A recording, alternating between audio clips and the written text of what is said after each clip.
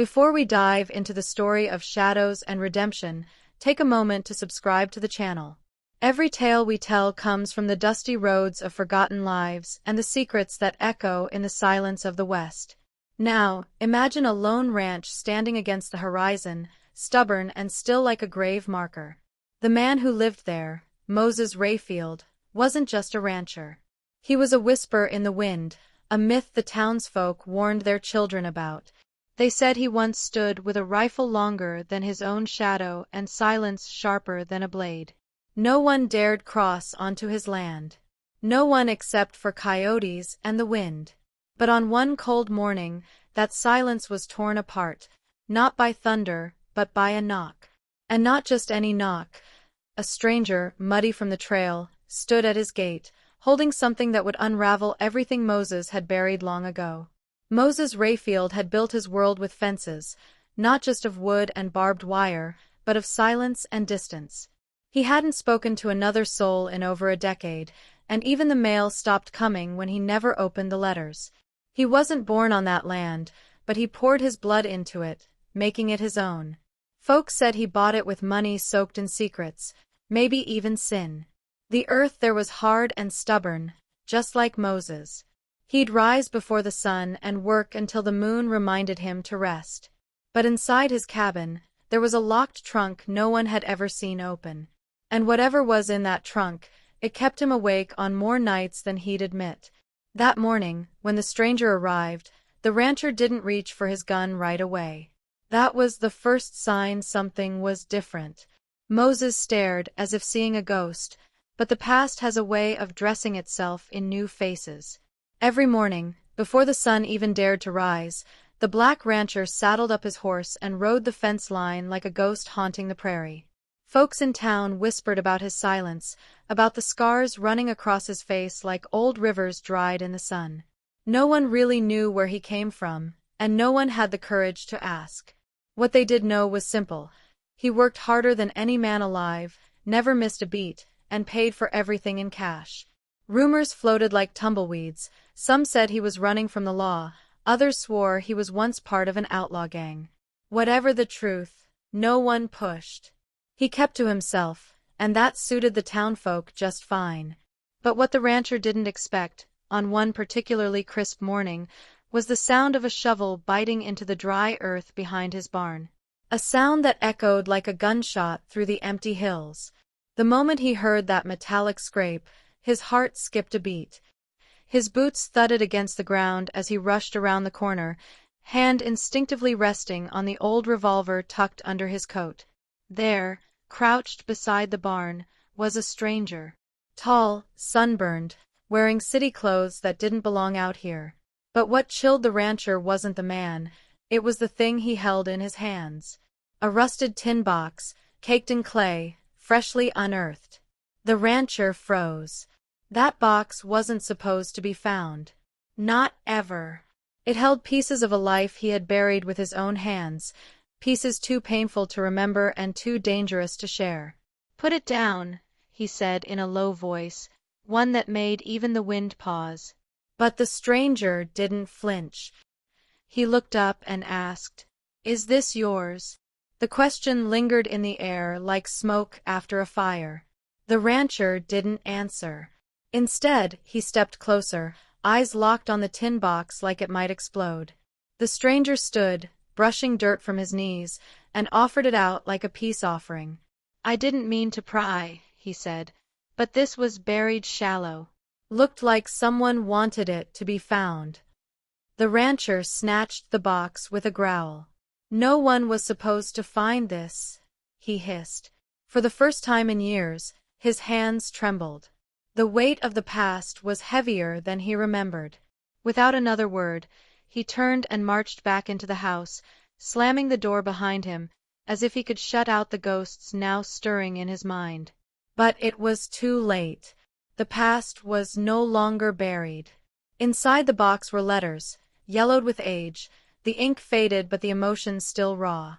A photograph of a young woman with eyes like summer storms. A sheriff's badge, dented and tarnished. And a single bullet, wrapped in a piece of cloth stained with something darker than rust. He hadn't opened that box in over 20 years. Each item screamed of choices he wished he hadn't made, of promises broken and debts unpaid.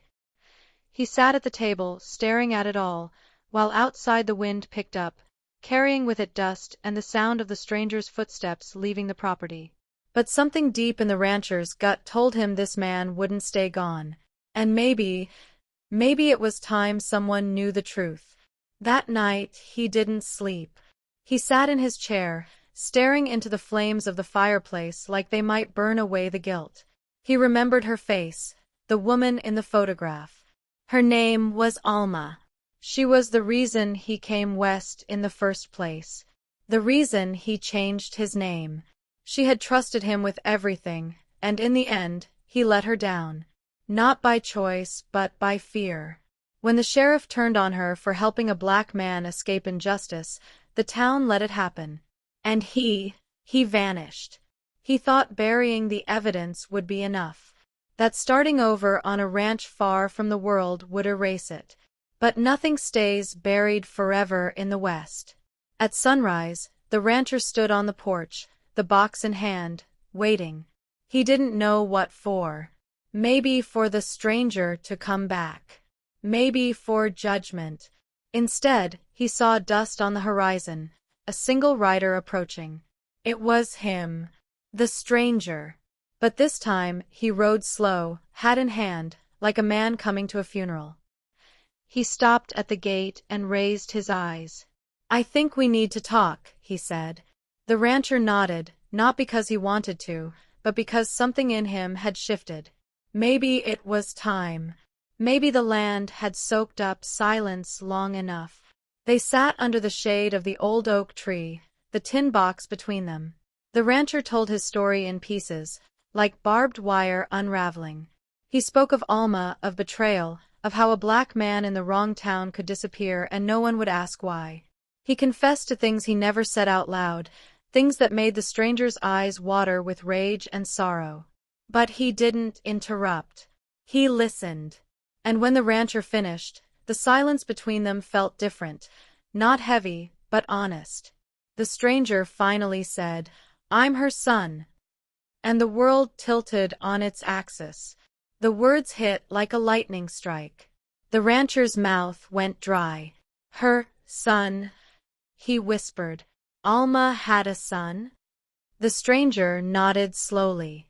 "She died before she could find you. But she never stopped talking about you. Said you saved her, once. Said you were the only one who ever treated her like a human being." The rancher's eyes burned. He looked down at his hands, calloused and shaking. "I wasn't brave enough," he said. "I ran."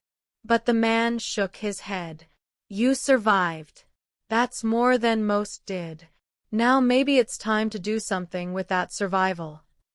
The stranger didn't talk much, but every word he did say was sharp, measured, and deliberate.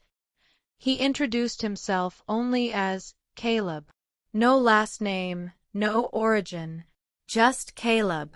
Said he'd been on the trail for weeks, chasing something, or someone. The rancher narrowed his eyes, instincts telling him this wasn't a drifter looking for a meal, but a man on a mission. Caleb asked if he could pitch a tent on the edge of the property for a few nights. Reluctantly, the rancher agreed, warning him to stay away from the north side of the ranch, where the land dipped and the soil looked fresh. That's where his past lay buried, literally. Caleb nodded without question, but something in his gaze said he was already curious. That night, as coyotes howled in the distance, the rancher watched the campfire glow from Caleb's tent, knowing deep down his quiet life was about to unravel. The following morning, the rancher rose before dawn as usual. But as he stepped onto the porch, he spotted tracks in the dirt, boot prints heading north. Straight toward the part of the land he told Caleb to avoid. His jaw clenched. He mounted his horse and followed the trail, heart pounding like a drum. When he reached the ridge, he saw Caleb kneeling by a patch of disturbed earth. The shovel in his hand wasn't his. It had been pulled from the shed. And the ground? It had been dug into, just enough to expose something, a piece of stained wood, and the corner of a rusted metal box. The rancher dismounted and yelled out, voice rough like gravel. Caleb turned slowly and said only one word, "Why?" That single word made the rancher's world collapse. The box held secrets not meant to breathe again. The rancher demanded Caleb step back. There was fire in his eyes, a silent warning that this had gone too far. Caleb obeyed but kept his hands visible, showing he meant no harm. He said he wasn't there to rob or expose anything. He was searching for truth, not treasure. The box, he explained, might be connected to a mystery that had haunted his family for decades.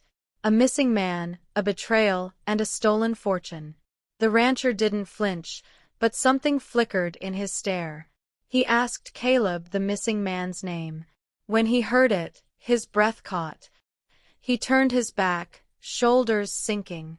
That name hadn't been spoken on this ranch in over 30 years. And suddenly, the past wasn't just whispering, it was shouting. The two men stood in silence as the wind picked up dust between them, the earth itself holding its breath.